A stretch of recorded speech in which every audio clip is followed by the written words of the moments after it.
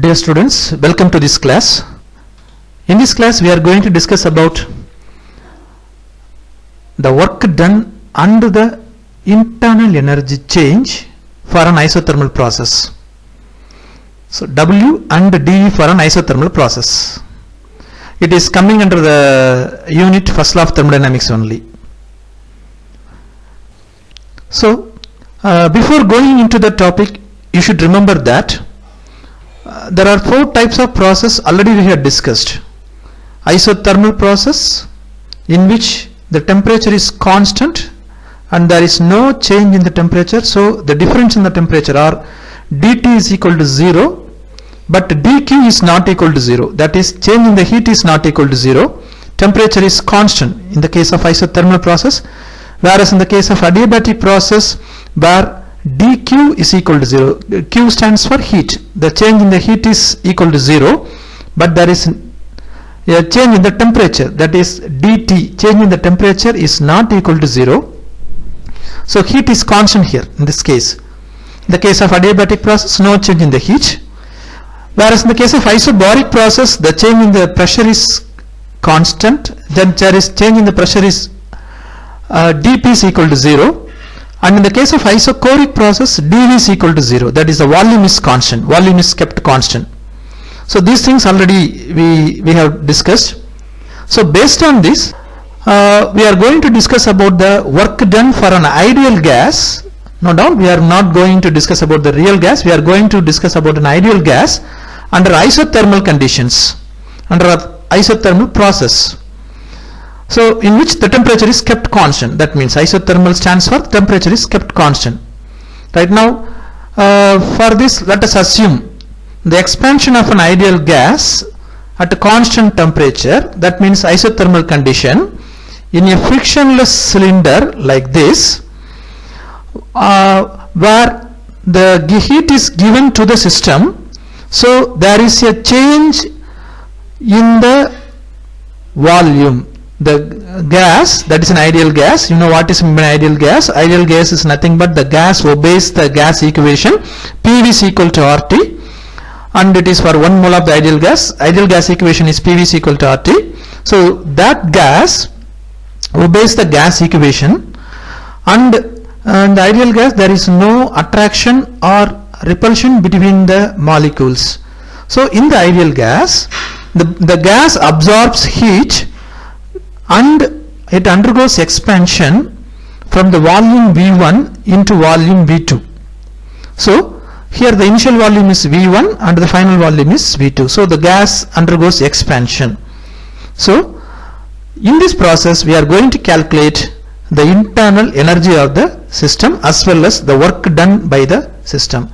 Note down, since it is an isothermal process, so there is a change in the heat, but there is no change in the temperature, but there is a change in the heat. There is change of heat from Q1 into Q2, right? And here you can easily observe that the volume V1, that is the initial volume, is smaller than the final volume V2. That is, after the expansion the volume is increased this much level. Okay, right now let us calculate the work done for this ideal gas under isothermal process. In this case the work done is given as W is equal to P into dV. dV stands for change in the volume, dV stands for change in the volume, right? So now the work is a path function. You know there are two types of functions are there. One is state function, which depends only the initial and final state of the system, but the work is not belongs to the state function, it belongs to the path function. So in this case the work done is given by this equation W, which is P integration between the limits V1, lower limit V1, upper limit V2 into dV. So normally already we have discussed about the work done process. This formula already we know, which is derived from the basic physics, force into displacement. W is work done, or work is equal to force into displacement. So here the term force is replaced by the pressure and the displacement is replaced by the term dV. Since work is a path function, so we are using the equation integrating the equation P into integral lower limit V1 upper limit V2 into dV. dV is the change in the volume. Okay, right. Now the ideal gas equation is given as, because we are going to discuss for the ideal gas. So ideal gas equation is given as PV is equal to RT. This equation already very well we know. This equation is very basic equation, and already we had studied all these things in our school level itself. So here in this case ideal gas equation is given as PV is equal to RT, and again note that it is for 1 mole. For n number of moles, the equation can be written as PV is equal to n number of moles into RT, where R is the gas constant and T is the temperature, P is the pressure, V is the volume. So these things already we know.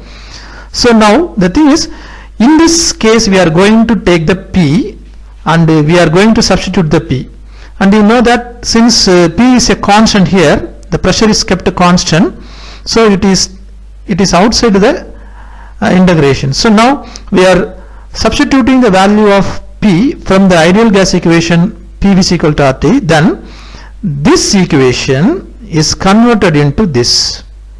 So RT by V integral V2 by V1 into dV. Again, you know R is a constant, is a gas constant, 8.314 joules per Kelvin per mole, the value of the R, whereas T is the temperature, which is also because already we had described it as an isothermal process. So isothermal process means there is no change in the temperature. So in this case RT is constant, so we are again rearranging this equation something like this: RT integral V1 V2 lower limit V1 final volume is V2 into dV by V. This equation is changed into like this, right? Right, now the solution of the equation, next page, W is equal to RT ln natural log V2 by V1, or in terms of log to the base 10, the same equation can be given as W is equal to 2.303 RT log V2 by V1 for 1 mole. Again, already we know that for n number of moles, then the number of moles should be multiplied. So W is equal to 2.303 into n RT log to the base 10 V2 by V1. So this is the work done or work value for the ideal gas under isothermal process. And you should remember the gas constant should be written in joules only, because SI unit should be adopted here. So the value is R is constant, 8.314 joules per Kelvin per mole, where the temperature is in Kelvin, T is in Kelvin. In terms of pressure, again this equation is written in terms of volume. So in order to write in terms of pressure, we should write P1 V1 is equal to RT and P2 V2 is equal to RT. What is this?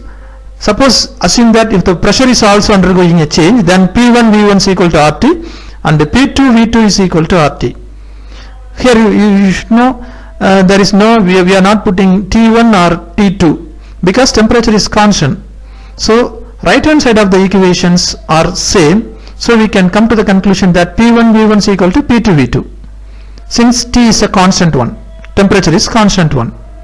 So the term V2 by V1 can be rearranged like this. V2 by V1 can be rewritten like this. Based on this, V2 from this equation is formed. That is V2 by V1 is equal to this P1. The P2 term comes to the left hand side, P1 by P2.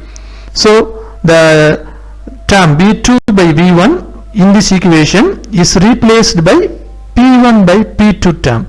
So W is equal to 2.303 nRT log to the base 10, but note that P1 by P2, it is P1 by P2. Okay, so this is the equation in terms of pressure. So in terms of volume we have derived, similarly in terms of pressure also we have derived.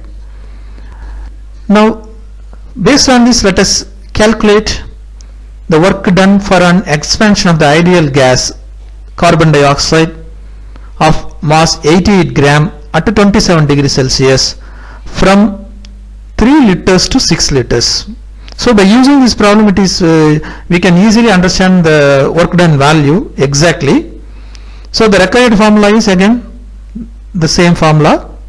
So what, just observe the problem again. The amount of gas is 88 gram, temperature is 27 degrees Celsius, change in the volume is, that is, it undergoes expansion. It is clearly mentioned that it undergoes expansion. So the change is 3 liters to 6 liters. So you should know the change in the volume is from 3 liters, that is initial volume, to the final volume to 6 liters V2.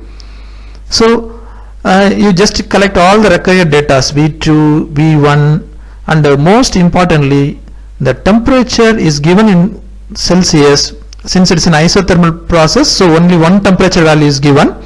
So temperature is 27 degrees Celsius, and you should substitute in Kelvin only, because SI units should be substituted throughout the problem.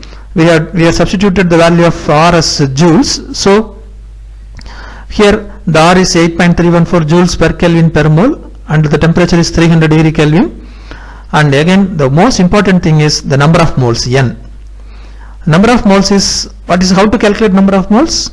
The formula is very simple, weight by the molecular weight. So here I have given the molecular weight of carbon dioxide. The atomic weight of carbon is 12, and the atomic weight of an oxygen atom is 16. So now if you are summing up all these things, then the molecular weight of the carbon dioxide is 44. Of course you have to take the gram molecular weight for this calculation. So 88, that is a gram we have taken, divided by 44. So the value is 2. Number of moles in this case is 2. So substitute all these values in the equation W, then you can get W is equal to 3458 joule, or we can say 3.458 kilojoules. Actually should be joules. 3458 joules should be in plural. Okay. Similarly, if you are comparing the compression, already we have discussed something about the expansion, but suppose if you are taking the compression of an ideal gas at a constant temperature, the same T, then the work done is given as the same value. Here only one change is the volume V1 is larger than the V2. That is the only difference. Everything, the derivation, everything will be same. The only one change is volume V1 is volume V1 is greater than V2. In the previous case expansion, V1 is less than V2, but on compression V1 is greater than V2. So this is clearly represented in this figure. Right now, suppose if you are calculating the value of W, then the value of W is negative. Since V2 is less than V1, so naturally if you are taking the logarithmic part of this, since it is in fraction, V2 by V1 value is in fraction, so the log values comes in negative. So this is the value of W. Right now, finally, the last part is, what about the isothermal process? What about the isothermal reversible process, in which, what about the value of dE? Since from the first law we know that dE is equal to dQ minus PdV, under isothermal reversible process dQ, which is equal to PdV, which is equal to again W. W is equal to PdV, means there are 3 terms in the first law equation. So in the isothermal reversible process, dQ is equal to PdV. So dE, that is change in the internal energy, is 0, because the value of dQ, change in the heat as well as the work done, are equal. Or in other words, in simple words, we can say the heat, what are the heat we have given, all are converted into work. So dQ is equal to W simply. Okay, so change in internal energy dE for an isothermal process is 0. Okay, and similarly remember that W for the reversible process can be given as P minus dP into PdV, and it is maximum, whereas suppose if the process is irreversible, then it is definitely lower than the reversible process. W value for the irreversible process is less than reversible process. If the process is reversible, then W is maximum. If the process is irreversible, then the value of W is lower than the reversible process, since during the irreversible process work is done against the vacuum. Okay, right. So thank you very much.